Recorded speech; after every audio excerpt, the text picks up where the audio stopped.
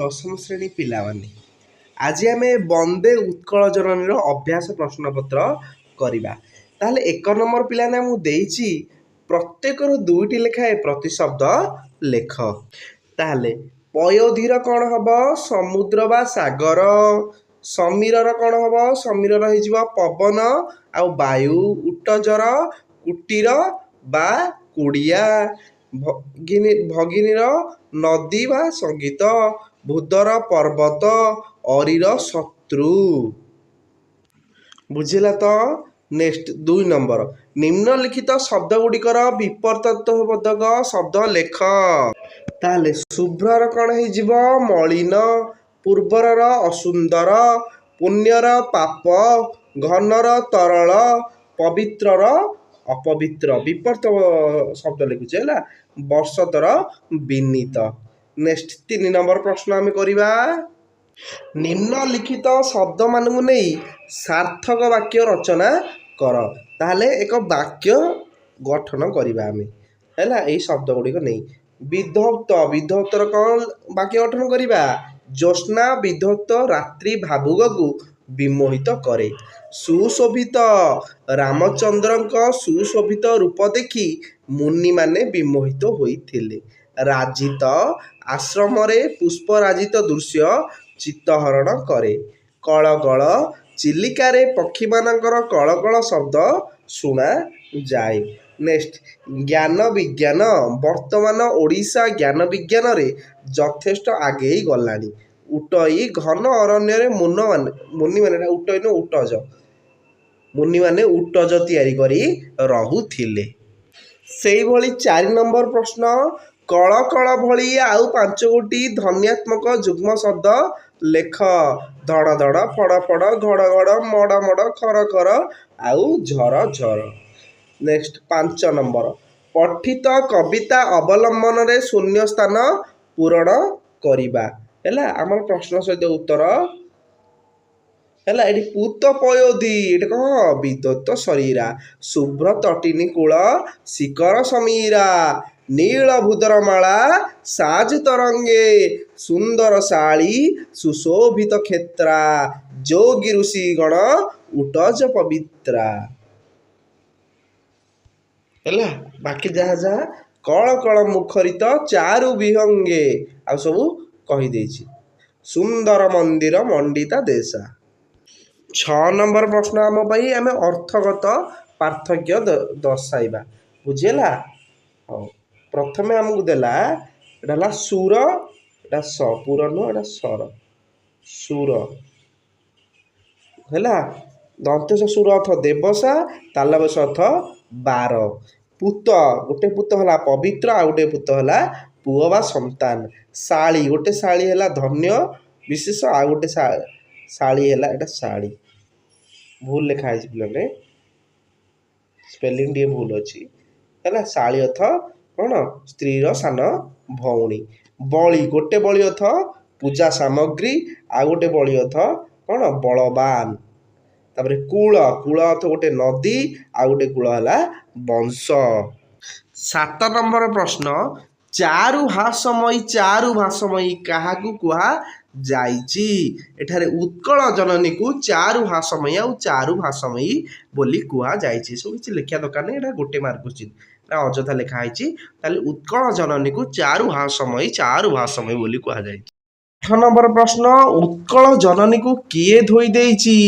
ପୂତ ମହୋଦଧି ଉତ୍କଳ ଜନନୀକୁ ଧୋଇ ଦେଇଛି। 9 ନମ୍ବର, ସମୁଦ୍ର କୂଳ କେଉଁ କେଉଁ ବୃକ୍ଷ ଦ୍ୱାରା ସୁଶୋଭିତ? ସମୁଦ୍ର କୂଳ ତାଳ ଓ ତମାଳ ବୃକ୍ଷ ଦ୍ୱାରା ସୁଶୋଭିତ। 10 ନମ୍ବର ପ୍ରଶ୍ନ ପିଲାମାନେ, ଉତ୍କଳର ଆକାଶ କାହାର କଳରବରେ ମୁଖରିତ? ଉତ୍କଳର ଆକାଶ ସୁନ୍ଦର ସ୍ୱନ କରୁଥିବା ବିହଙ୍ଗମାନଙ୍କ କଳରବରେ ମୁଖରିତ। ନେକ୍ସଟ 11 ନମ୍ବର ପ୍ରଶ୍ନ, ପର୍ବତମାଳା ଗୁଡ଼ିକ ଉତ୍କଳ ଜନନୀଙ୍କ ଦେହରେ କିଭଳି ଭାବେ ଶୋଭା ପାଉଛି? ଉତ୍କଳ ଜନନୀଙ୍କ ଦେହରେ ତରଙ୍ଗ ଆକାରରେ ସଜ୍ଜିତ ହେଲା ଭଳି ଶୋଭା ପାଉଛି। 12 ନମ୍ବର, କେଉଁମାନଙ୍କ କୁଟୀର ଦ୍ୱାରା ଉତ୍କଳ ପବିତ୍ର ହୋଇଛି? ଯୋଗୀ ଓ ଋଷିମାନଙ୍କ କୁଟୀର ଦ୍ୱାରା ଉତ୍କଳ ପବିତ୍ର ହୋଇଛି। 13 ନମ୍ବର ଶ୍ରେଷ୍ଠ କବିମାନେ କାହାର କୀର୍ତ୍ତି ବନ୍ଦନା କରୁଛନ୍ତି? ଉତ୍କଳ ଜନନୀର କୀର୍ତ୍ତି ବନ୍ଦନା କରୁଛନ୍ତି। 14 ନମ୍ବର ପ୍ରଶ୍ନ ପିଲାମାନେ ଆମର ସରଳାର୍ଥ। ପୂତ ପୟୋଧି ବିଧୌତ ଶରୀରା ହେଲା। ତାହେଲେ ଆମେ କେମିତି ଲେଖିବା? ପୂତ ପୟୋଧି ଲେଖିଦେବା ଡଟ ଡଟ ଦେଇକି ସୁଶୋଭିତ ତୀରା। ବୁଝିହେଲା? ପୁରା ବାକ୍ୟଟିକୁ ଲେଖିବା। ଆମେ ଲେଖିବା ଏଇ ବିଷୟଟି କାନ୍ତ କବି ଲକ୍ଷ୍ମୀକାନ୍ତ ମହାପାତ୍ର ଲେଖିଛନ୍ତି। ବୁଝିହେଉଛି ତ? ଏଠାରେ କବି ଉତ୍କଳ ଜନନୀର ଭାବନା ସବୁ ଭୌଗୋଳିକ ସ୍ଥିତି ସବୁ ବର୍ଣ୍ଣନା କରିଛନ୍ତି ହେଲା। ପବିତ୍ର ଉତ୍କଳର ଶରୀରକୁ ପୁରା ସମ୍ପୂର୍ଣ୍ଣ ଲେଖିଦେବ, ଇଏ କିଛି ନାହିଁ। ନେକ୍ସଟ 15 ନମ୍ବର ଘନ ଘନ ବନ ଭୂମି ରାଜିତ ଅଙ୍ଗେ ନୀଳ ଭୂଦର ମାଳା ସାଜେ ତରଙ୍ଗେ। ଘନ ଘନ ଡଟ ଦେଇକି ସାଜେ ତରଙ୍ଗେ। ବୁଝିହେଲା? ପୁଣି ସେମିତି କବି ପରିଚୟ ଲେଖିବ ପ୍ରଥମେ ହେଲା। ଉତ୍କଳର ଭାବ ପ୍ରକାଶ କରିଛନ୍ତି। କବି ପରିଚୟ ଲେଖିଲା ପରେ ହେଲା ତା ବିଷୟ ଭିତରକୁ ଆସିବ। ଘନ ଘନ ବନ ହେଲା ପୁରା ମନେ ରଖିବ। ନାନା ଜାତିର ପଶୁ ସାଙ୍ଗକୁ ମୟୂର କୋଇଲି କୋଚିଲା ଖାଇ ଶୁଆ ସାରି ଆଦି ପକ୍ଷୀମାନେ ମଧ୍ୟ ଆମ ଉତ୍କଳରେ ବାସ କରନ୍ତି। ଉତ୍କଳର ସ୍ଥାନେ ସ୍ଥାନେ ଦେଖାଯାଏ ସବୁଜ ବୃକ୍ଷ ଆଚ୍ଛାଦିତ ଡଙ୍ଗର ପର୍ବତମାଳା। ସେହି ପର୍ବତମାଳା ଦୂରରୁ ମନୋରମ ଦେଖାଯାଏ। ଛୋଟ ବଡ଼ ପାହାଡ଼ ଗୁଡ଼ିକ ପାଖକୁ ପାଖ ସଜେଇ ହେଲା ଭଳି ଦେଖାଯାଆନ୍ତି। ସମୁଦ୍ର ମଧ୍ୟରେ ଉତ୍ତାଳ ତରଙ୍ଗ ଯେପରି ଦେଖାଯାଏ ଏହି ହେଲା ସେଠାରେ କବି ସେମିତି ବର୍ଣ୍ଣନା କରିଛନ୍ତି। ବୁଝିହେଉଛି ତ? ନେକ୍ସଟ 16 ନମ୍ବର ପ୍ରଶ୍ନ ସୁନ୍ଦର ଶାଳୀ ସୁଶୋଭିତ କ୍ଷେତ୍ରା ଜ୍ଞାନ ବିଜ୍ଞାନ ପ୍ରଦର୍ଶିତ ନେତ୍ରା ହେଲା। ପୁଣି ଥରେ ଏଠି କବିଙ୍କ ପରିଚୟ ଲେଖିଲ ତମେ।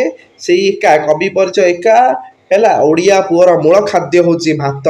କୃଷକ ପଖାଳ କଂସାରେ ତାର କ'ଣ ଉଦର ବା ପେଟ ପୂରଣ କରିଥାଏ। କାରଣ ଧାନ ହେଉଛି ଆମ ଉତ୍କଳର ପ୍ରଧାନ ଫସଲ ହେଲା।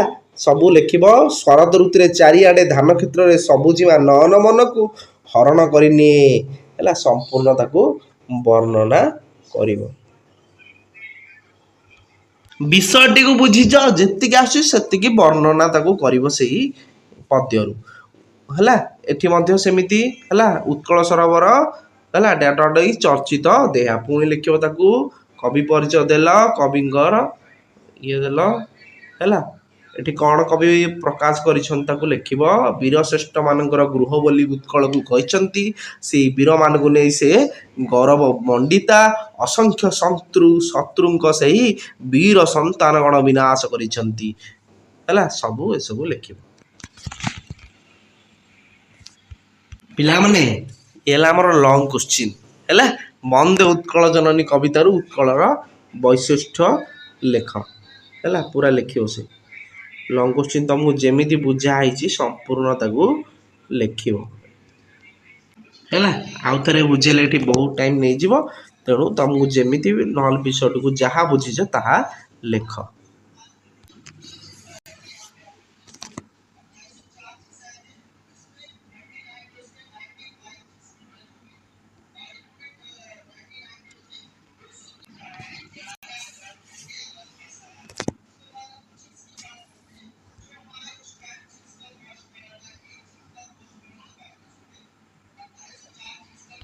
ଉଣେଇଶ ନମ୍ବର ମଧ୍ୟ ଲଙ୍ଗ କୋଶ୍ଚିନ୍ ହେଲା।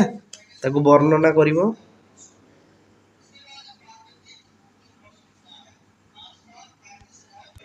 ଲଙ୍ଗ କୋଶ୍ଚିନ୍ ପିଲାମାନେ ଟିକେ ଅଧିକ ଲେଖିବାକୁ ପଡ଼ିଥାଏ।